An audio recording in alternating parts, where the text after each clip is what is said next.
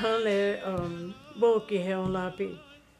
Oyate le nach on pekele na on kiapi na le makhochum kitra pekele na on kichipi. Dago on kitra pekele na hekta kel hakrota ki on kichipi chawo ki he onichilape. We are the matriarchal Tichuan Lakota Oyate of the Oshedi Shakoan, an indigenous First Nation people of Turtle Island, the continent known as North America. In togetherness with our buffalo relatives, the Tatanka Oyate, we once roamed freely across the vast prairies and hills of the northern Great Plains until the occupation of these lands by the expanding United States Empire. Born over thousands of years, our sacred way of life taught us to live, love, and thrive, qualities that endure in our survival today. As we move beyond 7 generations in our unyielding struggle to resist genocide, our matriarchal grandmothers are taking back their strength once again. In togetherness with Lakota warriors and people, we speak out for accountability and change to end the atrocities that keep us from healing our nation. Only by understanding our story can our people live free once again. To our relatives from the 4 directions, we ask you to listen not only with your ears, but with your hearts. From the Pine Ridge Indian Reservation in the place you know as South Dakota, this is our story.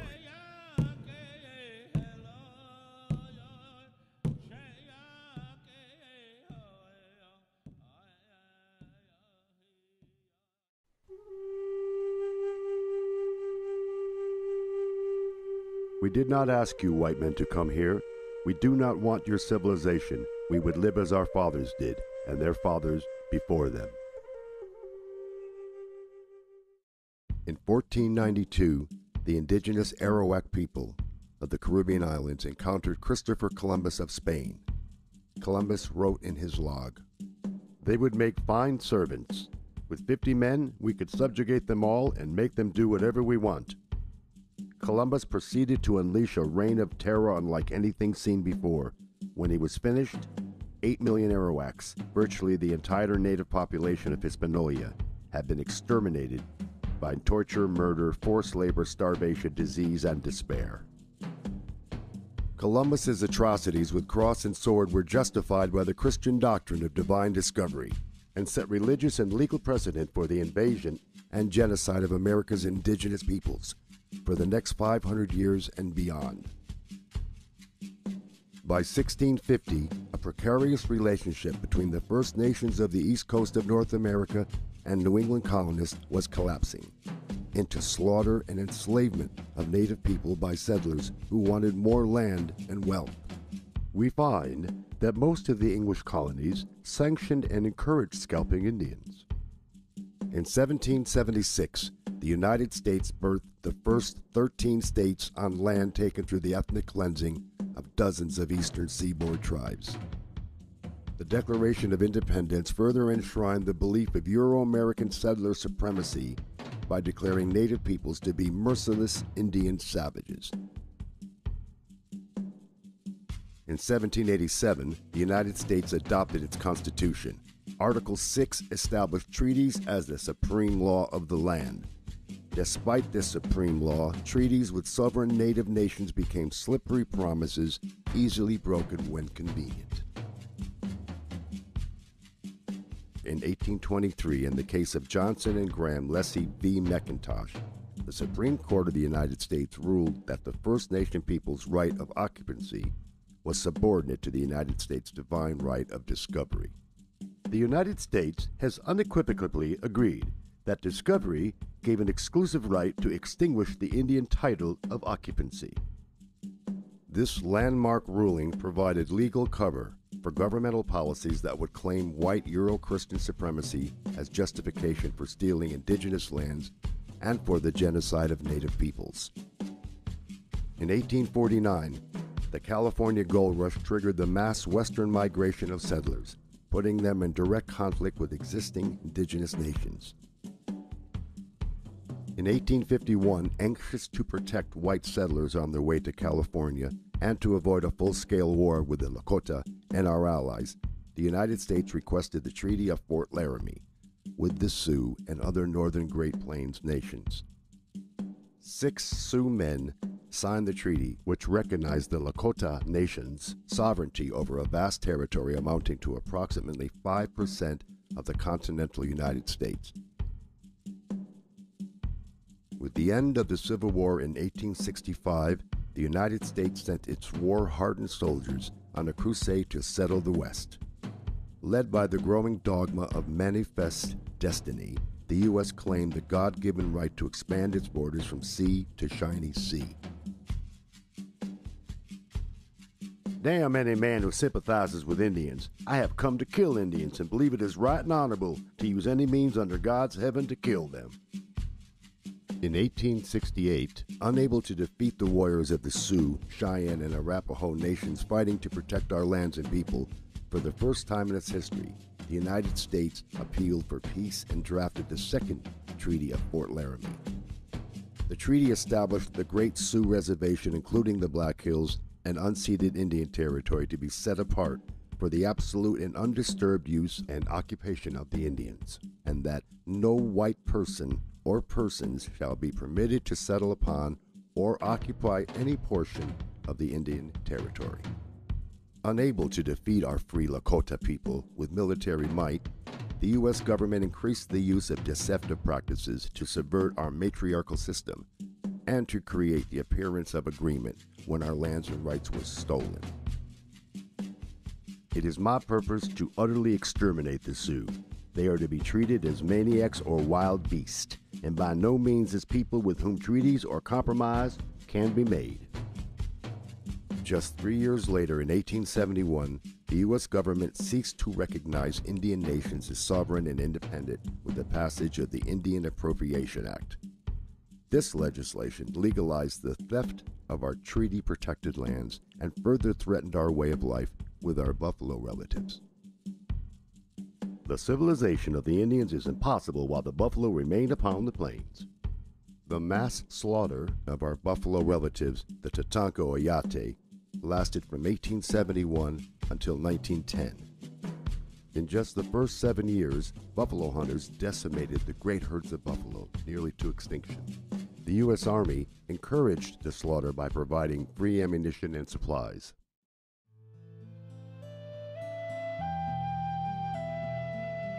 In 1873 alone, buffalo hunters massacred more than 1.5 million buffalo. As planned, our people became increasingly dependent on the U.S. government for even the most basic of human needs, like food, clothing, and shelter. In 1874, after illegally trespassing on Lakota territory, General George Custer publicly announced the discovery of gold in the Pahasapa, the Black Hills. As intended, the announcement unleashed a flood of miners and prospectors into the Great Sioux Reservation in violation of the 1868 treaty. In 1875, the U.S. demanded we sell the entire Black Hills region. We refused. The U.S. declared this an act of war and launched a massive invasion of our lands to annihilate our people. Nothing short of their annihilation will get the Black Hills from them. On the 25th of June, 1876, in the Battle of the Greasy Grass, or Little Bighorn, the Sioux Nation, along with our Cheyenne and Arapaho relatives, won a great victory over General Custer and the elite 7th Cavalry. On that day, we defeated the might of the U.S. Army and took their flag. Seeking revenge for their defeat, the U.S. Army directed Colonel Ranald Mackenzie to unleash total war. U.S. forces went from village to village, killing women, children, and ponies, and destroying teepees, clothing, blankets, and food supplies. The U.S. then launched a sell or starve policy and withheld rations to coerce our people to sell the Black Hills and to relinquish our sovereign rights. These inhuman atrocities forced the surrender of many Lakota people to the U.S. agencies by spring of 1877. Despite being on the brink of starvation, few of our people signed the agreement to cede the Black Hills.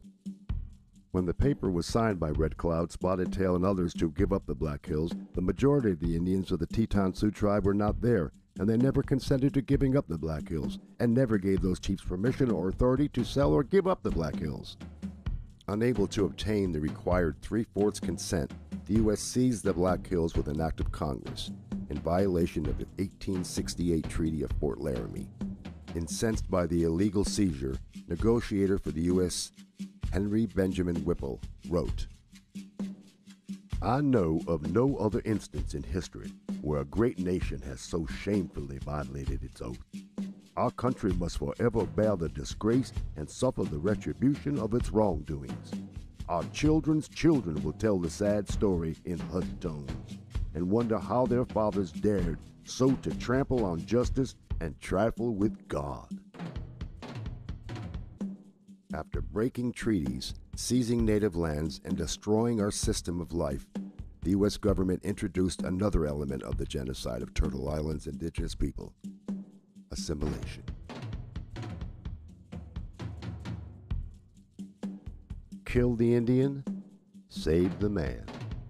In the 1880s, the U.S. government joined forces with Christian and Catholic missionaries to steal native children, as young as 2 years old, from their families, ship them to schools far away, burn their clothes, and cut their hair, deprive them of loving family contact for years, and use mental and physical abuse to force their assimilation into American society and the Christian religion.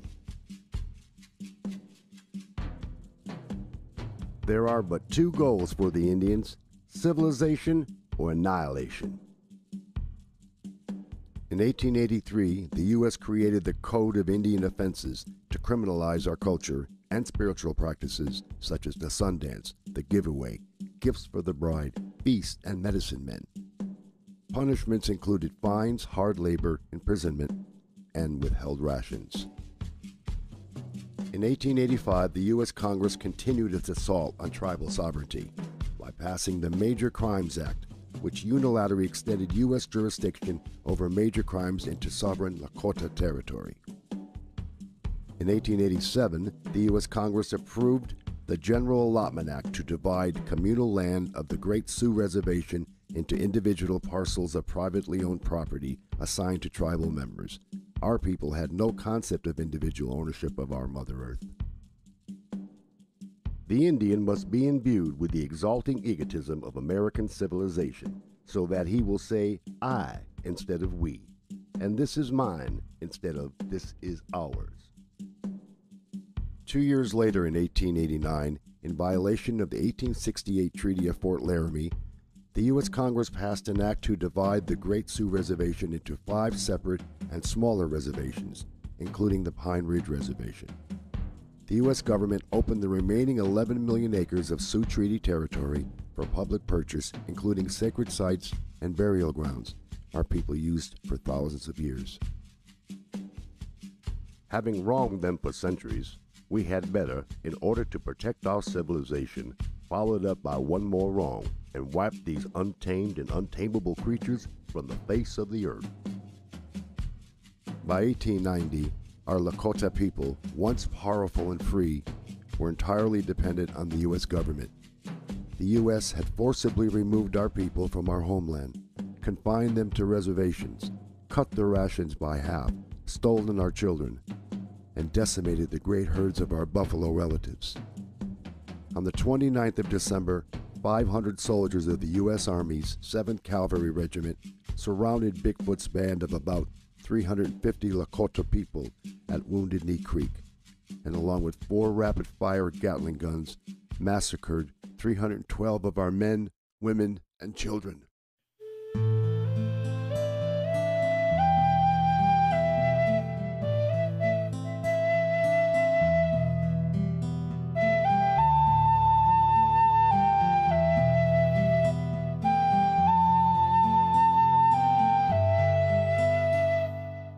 Our people know Wounded Knee as a massacre. The U.S. government calls it a battle. 23 U.S. troops were awarded the Medal of Honor.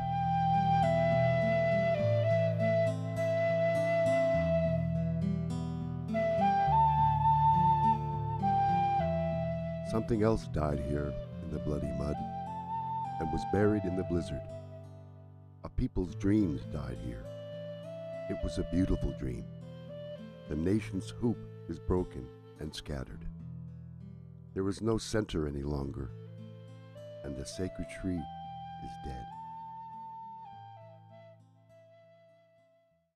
In 1903, the U.S. Supreme Court decision Lone Wolf v. Hitchcock secured U.S. hegemony over indigenous peoples by granting Congress unlimited authority to break Indian treaties unilaterally, to sell treaty-protected land, and to regulate all aspects of Indian affairs without the consent of indigenous nations. In 1934, President Franklin D. Roosevelt and the U.S. Congress passed the Indian Reorganization Act, the IRA. In a misguided attempt to fix the indigenous nations the U.S. deliberately had broken. Despite opposition from traditional elders and in violation of the 1868 treaty, John Collier, Commissioner of Indian Affairs, and Harold Ickes, Secretary of Interior, illegally approved the IRA Oglala Sioux Tribal Council and Constitution for the Pine Ridge Reservation with the support of only 1,348 tribal members out of an estimated 12,000 Oglala Lakota people. Most of our people were ineligible, unable, or unwilling to cast a vote. In the 1960s and 70s, U.S. Indian Health Services, IHS, physicians performed involuntary sterilizations on thousands of Lakota women aged 15 to 44. IHS facilities singled out full-blood Lakota women for sterilization procedures. On the 27th of February, 1973, 300 American Indian Movement activists from more than 75 tribes began occupying Wounded Knee, the site of the massacre 83 years earlier. Traditional elders from Pine Ridge sought to exercise our people's natural right to sovereignty and to take a stand against the corruption of the illegal Oglala Sioux tribe government. Continuing the 150-year war on the Lakota people, federal authorities escalated the occupation of Wounded Knee into armed conflict with a force of U.S. Marshals, FBI agents, National Guard personnel, armored personnel carriers mounted with machine guns, snipers and helicopters, semi and fully automatic assault rifles, grenade launchers, tear gas, jets for aerial photographs, and paramilitary personnel. The occupation ended after 71 days, when a local Lakota man was killed by a federal sniper and both sides agreed to disarm.